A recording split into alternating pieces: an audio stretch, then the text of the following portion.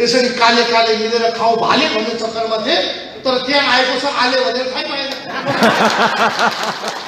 अनि तुरुन्त घुस खानु पायो भने दे अल आर ह्याप्पी, घुस खान पाएन भने they are all are angry. अचम्मको छ, यति धेरै फोहोर छ। हुन्छ चिनो बारे हुन्छ तातो त म आफै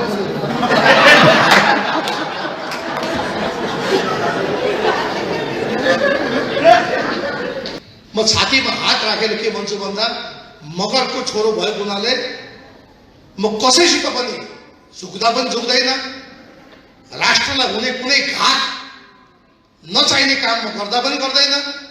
र जुन दिन मेरो हातबाट त्यो त्रुटि भयो भने 1 सेकेन्ड यो पदमा म बस्दा पनि बस्दैन। नेपाल एयरलाइन्स निगमलाई कौडीको भावमा बेच्ने काम उहाँले गर्नुभएको थियो। मैले उहाँलाई तुरुन्त यो कौडीको भावमा बेच्न पाइँदैन, नेपाल सरकारको ध्वजाबाज जहाज, त्यहाँको सम्पत्ति, नेपाली जनताले तिरेको कर ट्याक्सबाट चाहिँ बनेको चिज हो, यसलाई चाहिँ बेच्न पाइँदैन भनेर मैले त्यो फिर्ता ल्याऊ भने पाएँ। अब त्यो फाइल फिर्ता ल्याउनु, त्यो फाइल पनि लुकाएर राख्छ। हेर्नुहोस्, जिउँदो रुखबाट हामीले अक्सिजन लिन्छौँ, तर त्यही रुख मऱ्यो भने त्यहाँबाट त्यसलाई किराले खान्छ, त्यसमा आगो लाग्छ, त्यो प्रदूषण हुन्छ, अनि त्यहाँबाट कार्बन आउँछ भन्दाखेरि ती तस्करहरूले दुनियाँभरि चाहिँ डराको मचाए। त्यो को लाग्यो मेरो पछाडि भनेर जम्मै ती तस्करहरू। अब प्रेम आलेले घुस खाएर जङ्गल काट्न दिएको भए खुसी हुन्थ्यो। अब मैले काट्न दिएन, मैले वैज्ञानिक वन खारिज गरिदिएँ। मेरो नक्स के थियो भन्दा, ढला परा सुक्खा खरा, ढलेको रुख उठाऊ, सडेको रुख उठाऊ, बुढो रुख उठाऊ, काँचो रुख काट्न दिनु। अनि त्यो धन्दा मैले बन्द गरेको हुनाले उनीहरू मेरा पछि त्यसरी लाग्यो, तर केही फरक पर्दैन। पार्लिमेन्टमा मैले काङ्ग्रेसका साथीहरूलाई भने, अरे यहाँ तपाईँ कस्तो मान्छे, यो भयभरिका रुख काट्यो भने तिमीहरूको चुनाव चिन्ह पनि सकिन्छ, यसको लागि बोलो न भनेर म मन्त्री नहुँदै मैले साथीहरूलाई भने। अब रुखमा भोट हाल्दा पनि रुख गरे जम्मै काट्दिने त कसरी। अरे रुख त बचाऊ। अब त्यो रुख बसेछ भने खालि सूर्य मात्र देखिने। बडा मुस्किलले 4-5 जना सांसदहरूले पार्लिमेन्टमा बोल्नुभयो, छानबिन भयो। छानबिनमा म आफै गएँ, अनि यो प्रेम आलेको टोलीलाई छानबिन गर्न नदिने भनेर रोक्ने प्रयास गरे, तर असफल भए। हरेक मगर समुदायका मान्छे जुन पार्टीमा लागे पनि हुन्छ, हरेक मगर समुदायका मान्छेले जुन व्यवसाय गरे पनि हुन्छ, तर त्यो सफलताको बिन्दुमा पुग्ने गरी जानुपर्छ। सेती नदी यत्रो ठुलो नदी आएको छ, तपाईँ कसरी तर्नुहुन्छ? समानुपातिकमा जानुहोस् भन्नुभयो। मैले भने समानुपातिक होइन कमरेड, मलाई प्रत्यक्षमा टिकट दिनुहोस्, प्रत्यक्षमा मैले टिकट पाएँ भने म चुनाव लड्छु, समानुपातिकमा दियो भने म विथड्र गर्छु। यो सेती नदी तरेर भन्नुहुन्छ तपाईँ, म जम्प गरेर जान चाहन्छु, कुन बाटोबाट हिँड्दैन प्रेमाले। मैले उहाँलाई भने वैज्ञानिक वन भनेर त्यो धान काटे जस्तो काट्ने, पुरा जङ्गल काट्ने, धान जसरी काट्छ नि हामीले खेतमा लगाएर जम्मै काट्दै जाने अनि 80 वर्षपछि आपसे आप त्यो रुख तयार हुन्छ गरे। त्यो प्राविधिक रूप हो, रातारात जङ्गल काट्ने अनि आफू अरबपति हुने, अनि स्विजरल्यान्डको टापुमा बसेर विस्की खाने। मैले भने त्यो धन्दा हुँदैन। इमिडिएटली त्यो वैज्ञानिक वन मैले खारिज गरेँ, वैज्ञानिक वन खारिज गरेँ। म तपाईहरुलाई छातीमा हात राखेर भन्न चाहन्छु, अस्ति मात्र सम्माननीय प्रधानमन्त्री शेरबहादुर देउवाजी बेलायतमा जाँदाखेरि अहिले कार्बन सञ्चित गर्नको लागि 36 अरब रुपियाँ राज्यले रोयल्टी पाउँदैछ। त्यो के को लागि भन्दा, जब हामीले जङ्गल जोगायौँ, वन जोगायौँ, हरियो वन नेपालको धन जोगायौँ। अब त्यही एउटा कार्यक्रममा मैले जिउँदो रुखबाट हामीले अक्सिजन लिन्छौँ, तर त्यही रुख मऱ्यो भने त्यहाँबाट त्यसलाई किराले खान्छ, त्यसमा आगो लाग्छ, त्यो प्रदूषण हुन्छ, अनि त्यहाँबाट कार्बन आउँछ भन्दाखेरि ती तस्करहरूले दुनियाँभरि चाहिँ डराको मचाए। त्यो को लाग्यो मेरो पछाडि भनेर जम्मै ती तस्करहरू। अब प्रेम आलेले घुस खाएर जङ्गल काट्न दिएको भए खुसी हुन्थ्यो। अब मैले काट्न दिएन, मैले वैज्ञानिक बन खारिज गरिदिएँ। मेरो नक्स के थियो भन्दा ढला परा सुक्खा खरा, ढलेको रुख उठाओ, सडेको रुख उठाओ, बुढो रुख उठाओ, काँचो रुख काट्दै दिनु। अनि त्यो धन्दा मैले बन्द गरेको हुनाले उनीहरू मेरा पछि त्यसरी लाग्यो। तर केही फरक पर्दैन। म आफ्नो गन्तव्यमा क्लियर छु, आफ्नो मिसनमा म क्लियर छु, आफ्नो भिजनमा म क्लियर छु। त्यसो भएको हुनाले 36 अरब 4 वर्षमा नेपाल गभर्मेन्टले हामी पाउँदैछौँ। यदि केही जङ्गल सल्पट कटान गरेको भए के हुन्थ्यो हालत? पार्लिमेन्टमा मैले काङ्ग्रेसका साथीहरूलाई भने, अरे यहाँ तपाईँ कस्तो मान्छे, यो भयभरिका रुख काट्यो भने तिमीहरूको चुनाव चिन्ह पनि सकिन्छ, यसको लागि बोलो न भनेर म मन्त्री नहुँदै मैले साथीहरूलाई भने। अब रुखमा भोट हाल्दा पनि रुख गरे सबै काट्दिने त कसरी? अरे रुख त बचाऊ। अब त्यो रुख बसेछ भने खालि सूर्य मात्र देखिने हो। बडा मुस्किलले 4-5 जना सांसदहरूले पार्लिमेन्टमा बोल्नुभयो, छानबिन भयो, छानबिनमा म आफै गएँ। अनि यो प्रेम आलेको टोलीलाई छानबिन गर्न नदिने भनेर रोक्ने प्रयास गरे, तर असफल भए। अन्तिममा सार्वजनिक लेखा समिति उपसमितिले प्रतिवेदन बुझायो। त्यो प्रतिवेदन सार्वजनिक लेखा समितिले पास गर्यो। अहिले अख्तियार दुरुपयोग अनुसन्धान आयोगमा कारबाहीको लागि त्यहाँ सिफारिस भएर हामीले पठाइसकेका छौँ। तर त्यो अहिलेसम्म कारबाही गरी बढेको छैन। म मगरको छोरो, मगरको राज्य मलाई चाहियो। अब मगर बढी रोल्पामा छ, रोल्पाले राज्य पाउने गोकुल घरतीले। अनि डोटीमा बसेको 1% क्षेत्रीले लगेट्ने। अनि यो जातीय साथै राज्यको चक्करमा लाग्नु हुँदैन भनेर म पनि त्यसको विरुद्धमा थिएँ। किन यो मुलुक साझा फुलवारी हो। 125 जात छ, 123 वटा भाषा छ। त हरेक जातलाई राज्य दियो भने त 123 वटा राज्य चाहियो नि त्यहाँ त। That is not possible. त्यो हुनाले जातको बिचमा चाहिने हामीले द्वन्द्व सिर्जना गर्न हुँदैन। यो मुलुक भनेको साझा फुलवारी हो। सबैको योगदान छ यो देश बनाउनुमा। त्यसो भएको हुनाले म आजको डेटमा पनि के भन्न चाहन्छु भन्दा, अहिलेको सरकार जनताप्रति उत्तरदायी भएको सरकार हो। जनताको हरेक काममा यसले टेवा पुर्याउँछ।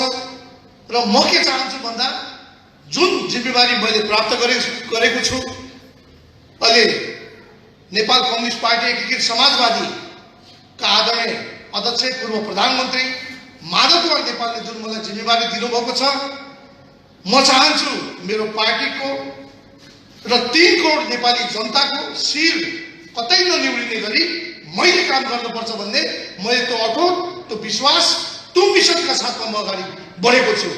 तपाईँहरूलाई थाहा छ, जुन दिनमा मैले पद बहाली गरेँ त्यही दिनमा मैले भने, नेपाल एयरलाइन्सका एमडीलाई मैले बोलाएर भने, तपाईहरु विगतमा कोरोना हुँदाखेरि आफ्नो जहाजलाई घाममा सुकाउने, प्राइभेट एयरलाइन्ससित घुस खाएर, कमिसन खाएर, अनि त्यसपछि गएर तपाईको उनीहरूलाई चाहिँ मोटाउन दिने। यो के हो? यो धन्दा बन्द। तुरुन्त अनलाइन टिकटको व्यवस्था गर्नुस् भनेर मैले निर्देशन दिए। हुन्छ मन्त्रीज्यू, म तुरुन्त आजै गरिहाल्छु भने। अनि गर्नुभयो भनेर अर्को दिन सोचे, होइन आज गर्छु भने। भोलिदेखि त दशैंको बिदा छ, तुरुन्त यो गर्नुहोस् भने। मैले गरिसकेँ, सूचना निकालिसकेँ। अब हामी सफ्टवेयरको लागि टेन्डरको लागि आह्वान गर्यौँ। अब यो चाहिँ हुन्छ भन्नुभयो। दशैं सक्यो सोच्छु त त्यो पत्रिकामा निकालेकै रहेछ। जम्मै कमिसनको धन्दा। त्यसपछि मैले उहाँलाई पहिला पनि नेपाल एयरलाइन्स निगमलाई कौडीको भावमा बेच्ने काम उहाँले गर्नुभएको थियो। मैले उहाँलाई तुरुन्त यो कौडीको भावमा बेच्न पाइँदैन, नेपाल सरकारको ध्वजाबाग जहाज, त्यहाँको सम्पत्ति, नेपाली जनताले तिरेको कर ट्याक्सबाट चाहिँ बनेको चिज हो, यसलाई चाहिँ बेच्न पाइँदैन भनेर मैले त्यो फिर्ता ल्याऊ भने पाएँ। अब त्यो फाइल फिर्ता ल्याउनु, त्यो फाइल पनि लुगाएर राख्छ हेर्नुहोस्। अनि अनलाइन टिकटिङ गर्न भन्छ, त्यो अनलाइन टिकटिङ पनि गर्दैन। अनि तपाईहरुलाई थाहा छ, विगतमा 104 दिनसम्म निगमको अफिस बन्द भएको थियो। त्यहाँका चाहिँ संगठन युनियनका साथीहरूले तालाबन्दी गरेको थियो। सिधा मङ्गलको जग्गा 32 लाख रुपियाँ आधाको मूल्याङ्कन गरेको, जबकि अहिले 1 करोड भन्दा तल पाउँदैन त्यो जग्गा। अनि तपाईको चाहिँ न्यू रोडमा 27 रुपैयाँ जग्गा छ निगमको, 27 हो कि 17 हो सरी, प्रति आना 10 करोड भन्दा घटीमा पाउँदैन। त्यसको मूल्याङ्कन कति थाहा छ तपाईहरु? जम्मा 2 करोड गरेको। त्यसरी काले काले मिलेर खाऊ भाले भन्ने चक्करमा थिए, तर त्यहाँ आएको छ आले भनेर थाहै पाएन। अनि तुरुन्त मैले त्यसपछि त्यो सचिवलाई त्यहाँबाट हटाएर त्यो जो एमडी थियो त्यसको माथि चाहिँ कार्यकारी चेयरम्यानहरूको ल्याएर अहिले सब ठन्डा भएका छन्। त्यसले म जति दिन हुन्छु यो मन्त्रालयमा यो धन्दा सब बन्द हुन्छ। र मलाई राम्रोसँग थाहा छ, every politician have certain reputation which they have to protect. हरेक राजनीतिज्ञलाई अहिले जनताले पनि राम्रो मान्दैन। त्यसो भएको हुनाले राजनीति गर्ने मान्छेले व्यवसायिक हुनु पनि जरुरी छ। त्यो भयो भने के हुन्छ, यताबाट झर्ला कि उताबाट झर्ला भन्नै पर्दैन। त्यो त मतलबै हुँदैन कि खालि ठोकठाक मात्रै। तपाईँलाई अर्को कुरा थाहा छ, सुरुमा म मन्त्री भएर आउँदा त्यो तपाईँको चाहिँ डोमेस्टिक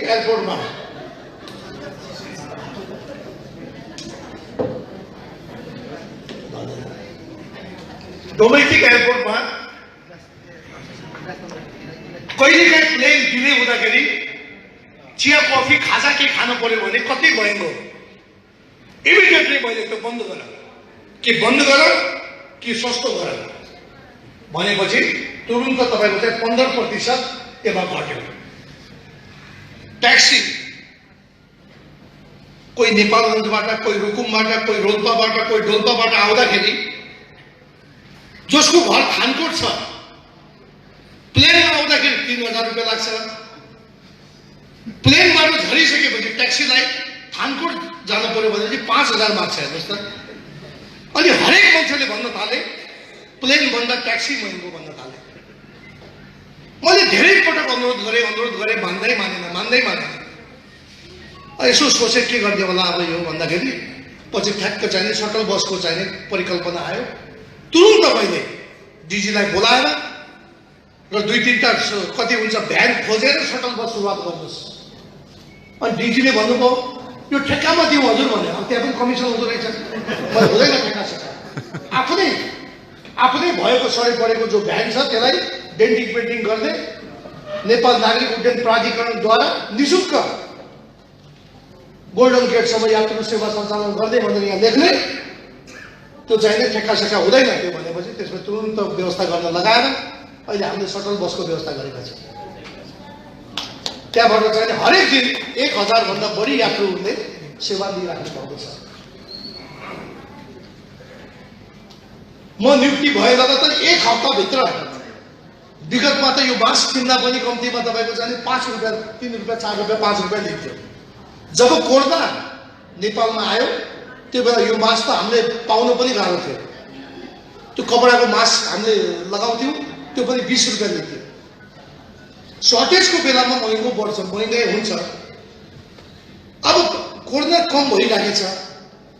पिसिआर 2000 रुपियाँ लिन्थ्यो, ऱ्यापिड टेस्टको 2000 लिन्थ्यो। मैले साउदी जानु पर्यो, मैले मलेसिया जानु पर्यो रोजगारीको लागि भने 2000 पिसिआरको तिर्नु पर्यो, 2000 ऱ्यापिड टेस्टको तिर्नु पर्यो। एउटा व्यक्तिले, एउटा मजदुरले, एउटा श्रमजीवीले खाडी मुलुकमा रोजगारीको लागि जाँदा उसले आफ्नो श्रम बेच्न जाँदा 4000 रुपियाँ उसले तिर्नु पर्थ्यो। जब मैले त्यो थाहा पाएँ तुरुन्त मैले त्यहाँ छड्के निरीक्षण गरेँ, टिजीलाई बोलाएँ, एयरपोर्टको जिएमलाई बोलाएँ, ल यो घटाउनुहोस् भनेर निर्देशन दिए। त्यसपछि गएर त्यहाँ तपाईँको 2000बाट हामीले 1200मा ल्यायौँ। कति त पहुँचवाला मान्छे थिए, होइन हामी घटाउँदैनौँ, 2000 भन्दा घट्दैन भनेपछि उठाएर फाल्दियो यिनलाई बाहिर भने मैले बाहिर फाल्दियो। एयरपोर्टको हातभित्र बसेर श्रमिकहरूलाई लुट्ने हटाउ यिनलाई भनेर कतिले त वार्ता गर्न आउँछु भने विभिन्न खालका चाहिँ आश्वासन पनि दिए, सरसहयोगका पनि हुँदैन। एउटा श्रमजीवी सर्वहारा जसले आफ्नो रगत पसिना श्रम बेच्न खाडी मुलुकमा जाँदैछ, पढे लेखेको हुँदैन। यस्तो मैले अधिकांश हाम्रो जनजाति दाजुभाइ दिदीबहिनीमा मैले पाएँ। श्रम बेच्नको लागि आफ्नो घर जग्गा जमिन गरगहना श्री सम्पत्ति साउलाई दिन्छ उसले गाउँमा। साउले के गर्छ, चर्को ब्याज लिएर 1 लाख 1.5 लाख उसलाई लगानी गरिदिन्छ। गाउँबाट ठगिन सुरु हुन्छ, यहाँ आएपछि म्यान पावरले ठग्छ उसलाई। अधिकांश, सबैलाई त म भन्दैन, अधिकांश म्यान पावरबाट ऊ ठगिन्छ। त्यहाँबाट ऊ इमिग्रेसनमा जाँदाखेरि त्यहाँ इमिग्रेसनका मान्छेले ठगठाक गर्छ, ठाउँ ठाउँमा ऊ ठगिने गर्छ। 40-50 डिग्रीको चाहिँ तापक्रममा उसले सेवा दिन्छ, आफ्नो रगत पसिना बगाएर राज्यलाई उसले रेमिटेन्स पठाएर राज्य सञ्चालन भइराखेको छ। तर त्यो बिचारालाई कुनै सम्मान छैन। अनि मैले इमिडिएटली ती श्रमजीवीहरूलाई माला लगाएर रातो कार्पेट बिछाएर तिनलाई सेवा सत्कार गर भनेर मैले मेरो क्याम्पको डिजीलाई भने र इमिडिएटली तपाईँको कुर्सी राखेर तिनीहरूको लागि भिआइपी कक्ष अहिले हामीले बनाएका छौँ। ती श्रमजीवीहरूको लागि जसले राज्यलाई रेमिटेन्स दिएको छ, जसका कारणले राज्य सञ्चालन भएको छ।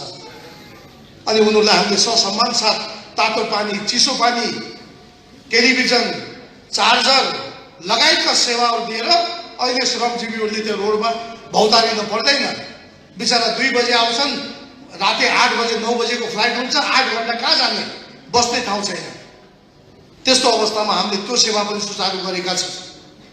त्यसो भएको हुनाले थुप्रै काम हामीले गर्दै गएका छौँ।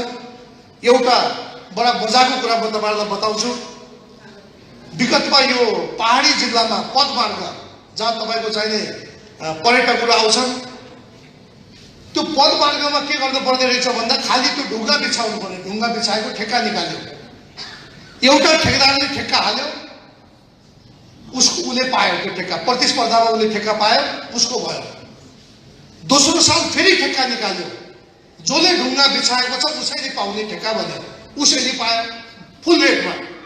15 करोडको ठेक्का त 15 करोडको उसले पायो, अरूले ठेक्का हाल्नै नपाउने, सेटिङवाला धन्दा। तेस्रो वर्ष ठेक्का निकाल्यो, जसले ढुङ्गा छापेको छ उसैले ठेक्का पाउने भने उसैले पायो, अरू कसैले ठेक्का हाल्नै पाएन। कम्तीमा हरेक कुरामा प्रतिस्पर्धा त हुनु पर्यो नि। फेरि 14 वर्षमा आयो, त्यही सेटिङवाला धन्दा थियो। मैले भने स्टप दिस, अनि तुरुन्त मैले त्यो खारिज गर्न लगाइदिएँ। अब टेन्डर त्यो सेटिङमा तपाईँको ठेक्का लिन खोजेका थिए, त्यो मैले क्यान्सल गरिसकेपछि ब्युरोक्रेसीहरू आत्ते, ओहो यो मगरको छोरो बडा खराब हुन्छ, हामी त काम गर्न सक्दैनौँ, मन्त्रीसित भाग्यो त्यो कर्मचारीहरू। घुस खानु पायो भने दे अल आर ह्याप्पी, घुस खान पाएन भने they are all are angry. अचम्मको छ, यति धेरै पोहोर छ। अस्ति एउटा टोइलेटको टेन्डर निकाल्यो त्यो उसमा डोमेस्टिक एयरपोर्टमा काठमाडौँ, सरसफाइ गर्नुपर्ने। अब सरसफाइ गर्नको लागि त हातले गर्ने हो, त्यो खुट्टाले गर्ने त होइन। जसले 10 वर्षदेखि सरसफाइको काम गरेको छ उसैले ठेक्का पाउने भनेर लेखिदियो त्यहाँ।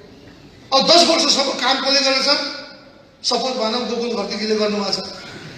अब 11 वर्षपछि के भनेको उहाँले नै पाउने भयो त्यो ठेक्का। त्यहाँ कुनै प्रतिस्पर्धा नहुने, 3 करोड 72 लाख रुपियाँ त्यसको चाहिने, टेन्डरको चाहिने फुल रेट छ, 3 करोड 72 लाखमा चाहिने उहाँले पाउने। अनि अर्को एउटाले 3 करोड 23 लाखमा ठेक्का हालेको रहेछ, 49 लाख रुपियाँ उसले घटीमा हाल्यो। तर त्यो बिचराले ठेक्का पाउँदैन। हेर्नुहोस् किन भन्दाखेरि स्पेसिफिकेसन उही काले काले मिलेर खाउँ भाले। अब त्यो आएछ आल्यो भने फेरि थाहा पाउँदैन। अनि मैले भने तुरुन्त इमिडिएटली यो ठेक्का क्यान्सल गर, यो ठेक्का क्यान्सल गर, उहाँ जसले लोएस्ट बिट गरेको छ त्यसलाई दियो। कम्तीमा राज्यको 49 लाख रुपियाँ त बच्यो नि। 49 लाखमा हामी एउटा छुट्टै सटल बस हामी अर्को व्यवस्था गर्न सक्छौँ। यो चल्दैन भन्दा भने कोही त हजुर स्पेसिफिकेसन हो भने ठिक छ। एउटा कोही मान्छे टोइलेटमा गएर पिसाब गरेर आउँछ, तर त्यो हातले सफा गर्नु होइन, टाउकोले सफा गर्यो भने म मान्छु भने मैले। अब को जाने टाउकोले सफा गर्ने। यस्तो खालको चाहिने विकृतिहरू यो मन्त्रालयभित्र मैले पाएको छु। थुप्रै समस्याहरू हामी झेल्दैछौँ, हामी यसलाई चाहिने तह लगाउँदैछौँ, हामी यसलाई सुधार्दैछौँ। यी थुप्रै कुराहरू मैले मेरो मन्त्रालयभित्र सुधार्दैछु। यहाँ आदरणीय प्रबुद्ध व्यक्तित्वहरू हुनुहुन्छ। मेरो मन्त्रालयभित्र भएका विकृति र विसङ्गतिका कुरा के तपाईँहरूको जानकारीमा छ भने प्लिज आउनुहोस्, तपाईँहरू मलाई सल्लाह सुझाव दिनुहोस्। त्यहाँभित्र भएका समस्याको बारेमा समाधान गर्ने उपायहरू देखाइदिनुहोस्। फेरि म चाहिने तपाईँहरूले मलाई दिएको सुझाव हुन्छ हुन्छ भन्दैन, इमिडिएट रिएक्सनमा गर्छु मैले, इमिडिएट रिएक्सन।